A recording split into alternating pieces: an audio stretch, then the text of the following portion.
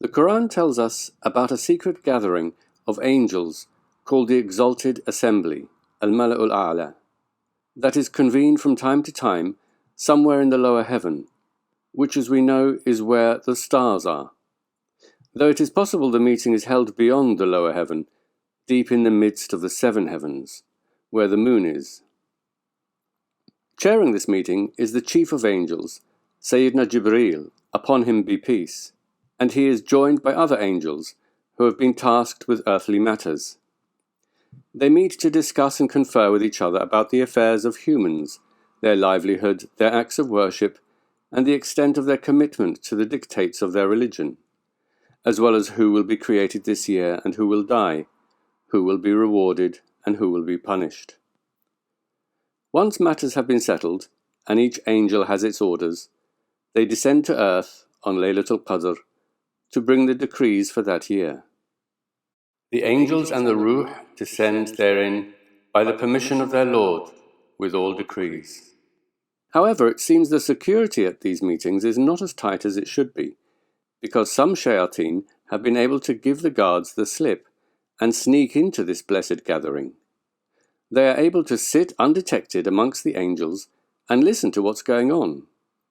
They then go down to earth and leak the information to humans. The Qur'an refers to this espionage as khatfa, a snatch.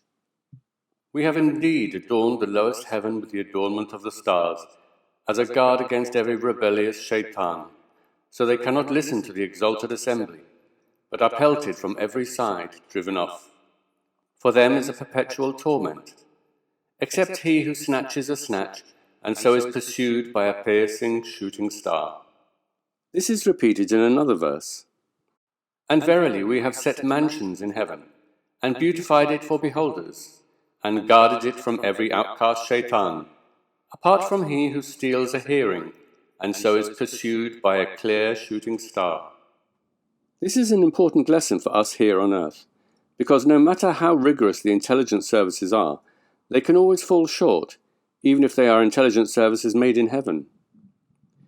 These spying missions on the Celestial Assembly were ongoing without interruption, but it seems that at some point there was an overhaul of the security arrangements, resulting in much tougher guards and more stringent measures.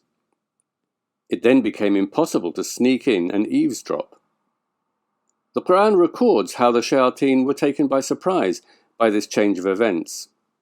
We pried into the secrets of heaven, but found it filled with strong guards and shooting stars. Indeed, we used to sit there in hidden places, to steal a hearing. But any who listen now will find a flaming fire waiting in ambush for him. Now we don't know what decrees of harm is planned for those on earth, or whether their Lord intends guidance for them. So no more spying after today.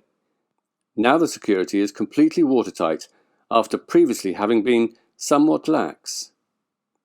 Sayyidina Jibreel, upon him be peace, and the Exalted Assembly can now discuss our fate in complete secrecy, knowing there will be no more damaging leaks.